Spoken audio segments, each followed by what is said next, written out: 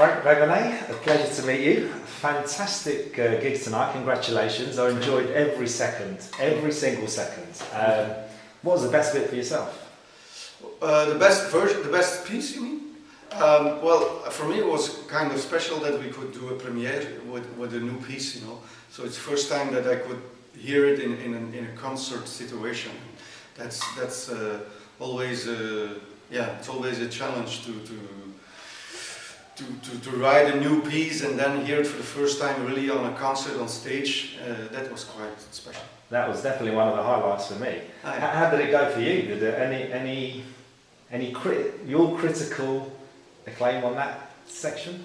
Well, when I was writing the piece, I tried to have a kind of piece that had you know, like it goes from a ballad to quite powerful tutti moment back to the ballad, and especially I love to have the alto playing it, so I could play it afterwards too, when I'm playing it with my own band, you know. And it's for me it was a challenge to have this big tutti, to have all these lines going through each other's, you know, like it's like sometimes you have these unison lines that are developing to a line in another section, and that's what I try to do with this piece, instead of like really like the blocked chords, you know, like really like very vertical harmony. This is more like horizontal harmony.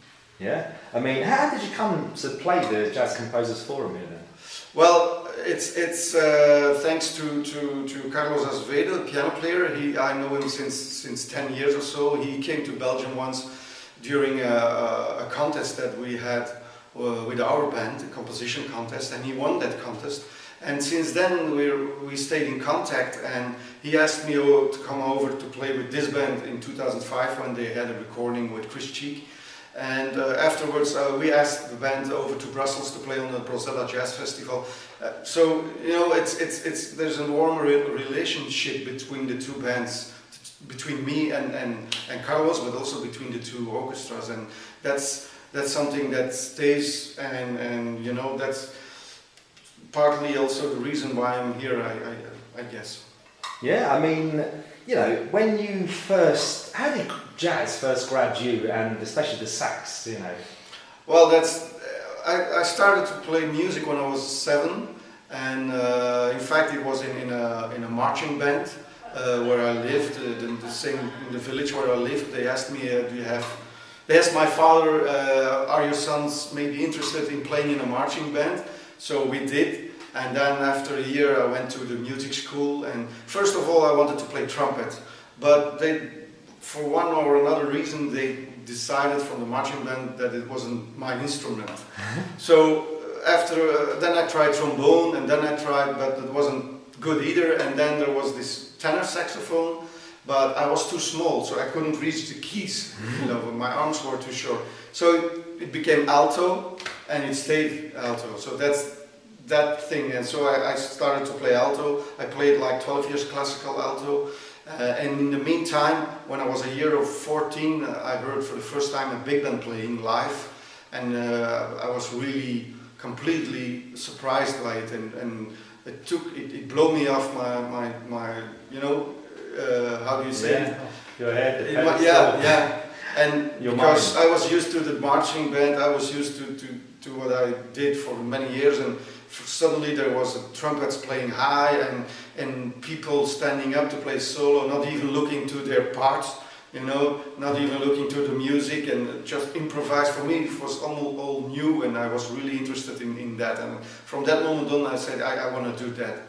So, and I started to listen to jazz, and I went to private school. I had the chance to have lessons with a great saxophone player, John Rocco. He's an American who used to live in my village, and I had the chance to have lessons with him. And you know, in that time there were no schools. I mean, jazz was like the music of the devil, you know, so it was not allowed to play jazz in music school, so I had to do it underground, you know. And after a while, they started to ask me in the big band of the national radio, for instance, they start to call me to sit in, and so from the one came the other, and '93 we started our own big band, Brussels Jazz Orchestra, and so this year we celebrated our 20th anniversary. In the meantime, I had my small projects with quartet, with trio, so it's going on, and so we are now where we are. Yeah, but I mean, underground, that's where all the good stuff starts, in a way. I mean, who were your inspirations at that point? Well, as a saxophone player, my first inspiration was Charlie Parker, definitely, and Cannonball Adderley. And afterwards, I started to listen to Lee Collins a lot. And besides the saxophone players, I really love the music of Miles Davis, and a guitar player like Pat Metheny, for instance. That's something I really like too. And yeah, I'm kind of, it's not that I have one big hero, but I'm kind of looking for the most interesting things that are happening in the music and try to check it out and do something with it. Definitely. I mean, how was being brought up in Belgium? How's that sort of influenced your musical style, as it were? I think that the reason why I love to play in big band and write for big band is because I started my playing music in a marching band. A lot of people were involved, so it was a kind of social thing. So when we were small, like 7 years old, I mean, we didn't have any idea about music. It was because children of my age were there too, and we played together, and the music was the thing that brought us together. And after a while, after a few years, the music took a more important place in the whole story, you know. And that's what happens most of the time in Belgium. When you're a saxophone player or a trumpet player, trombone, you're mostly involved in bigger orchestras, like a marching band, for instance, or a brass band, and that's something that really something that gave me a direction to go for, you know. Besides the small bands, that too. But in Belgium, growing up in Belgium with music, I think everybody has especially now, because now for the last 20 years there are jazz departments in every school, so there is a lot of opportunity to learn jazz. There is a lot of opportunity to play jazz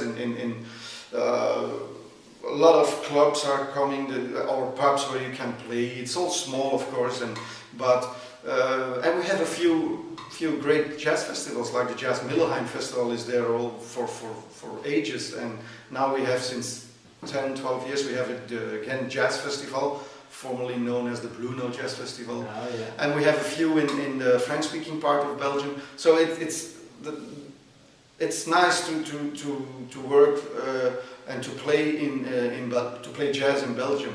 I mean, it's a small country, so the other thing is that you have to go outside the country to be able to play enough. So it's easier to go. I think it's easier when you're living in a small country to go outside your country, because you have to, and that's really not the case when it's.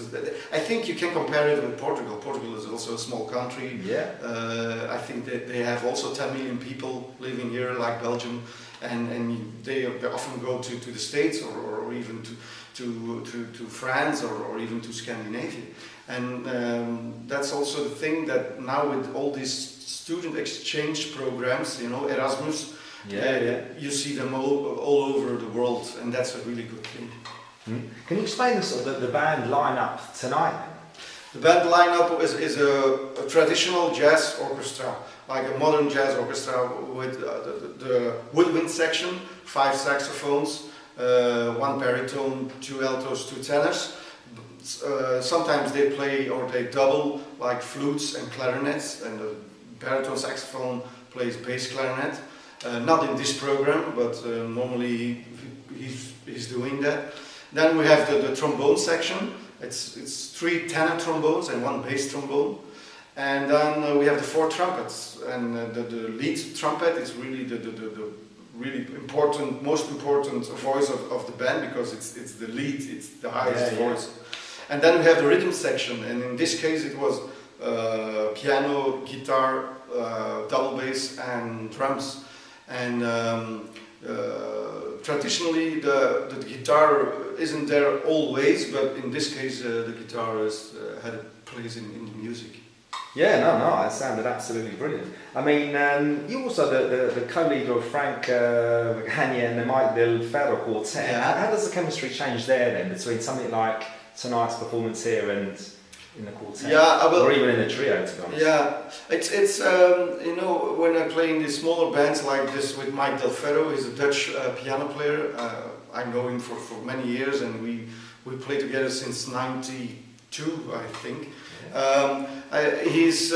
The thing is that you can compose like pieces where you can play with. I mean, as a soloist, you can really experiment with it, and I do that in every smaller setup, orchestral setup. You can you can try to find other things to do with the piece itself, and that's good.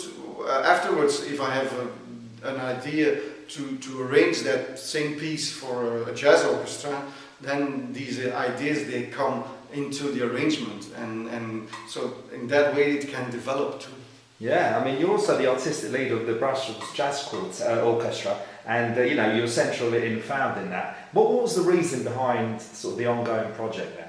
Well, we started that band because around that period, all the big bands in Belgium, the professional big bands in Belgium, were they all got fired, all the musicians. I mean, you had two national big bands, big bands from the national radio, and they stopped that in '87 and the other one in '91. So there was no opportunity anymore to play in a band professionally. So we decided, despite all the problems that you have when you form a big orchestra, is to form an orchestra and try to play the music that we love to play, and try to do it regularly, like once we did in the beginning. We did it like once a month in a club in Brussels, and then it became twice a month, and then we started to play outside the club, and from the one came the other, and then in '99 we got our first subsidies from the government, Flemish government, so we could start to work professionally more, like with a manager, and from '99 on we are working on the band, and we're playing, and we're developing projects and programs with different soloists from all over the world, in fact. And we produced 19 CDs so far. Jeez. and we have we played at the Blue Note Jazz Club in New York last year a week with Kenny Werner and Chris Paller, and we worked at the Lincoln Center in New York. It's developing. It's developing. Yeah. But you know, in 1991, you were named the most important jazz talent in Belgium. Mm-hmm. You won several awards since then. Excuse my pronunciations. 1993, the Sierra Jugend Music Prize. 94, the Prix Nicolas d'Or with the Brussels Jazz Orchestra. 2001, the Django d'Or. In 2011, honoured by your hometown Mechelen, sorry. Which meant more to you out of all of those? Which one meant more to you? More. I think, well, it's always nice to be, you know, but so but I think it's an honor to when your own city asks to be artist of your own city, like a city artist. That's really a very nice thing to do, because then I could suggest projects and do things that could make your town known in Belgium or in Europe or whatever. So I could do many things that were interesting for the city itself. And I'm from Mechelen. I was born in that city. I went to school in that city. You know, it's really, I probably will die in that city. So it's really nice if you have that recognition, you know, in your hometown. And I was thinking the same. I was hoping you'd go for that. But researching your background earlier on as I was, you know, a word that continues to arise is multifaceted. This multifaceted composers. How many facets have you actually got? Facets by meaning what? Facets, you know, different aspects, sort of versatility, changing, you know, how many almost different sides of the spectrum is there for you in jazz? In jazz, it's, for me there are no how do we say, boundaries or frontier? It's I mean, for me, first of all, it's music, and then comes jazz. I mean, I'm influenced because I played for so many years classical music. Before I was a teacher, because I'm also a professor at a conservatory in Belgium. I saw it on your YouTube teaching, my hands. Yeah. Very good. Thank you. It's what did I wanted to say something. Sorry, were you a teacher? Yeah. Oh man, that happens to me too much. It will come back. Yeah. Anyway, it's because that I have this tradition, and I use everything I can use to make my music, and it's all the facets that you can use. I mean, even before I was a teacher, that's what I wanted to say. I played commercial music just to make a living, and even there I learned a lot. I mean, it was not my thing to do. I mean, my music, but I learned a lot. Even what I didn't want to do afterwards, you know. So a lot of these things. So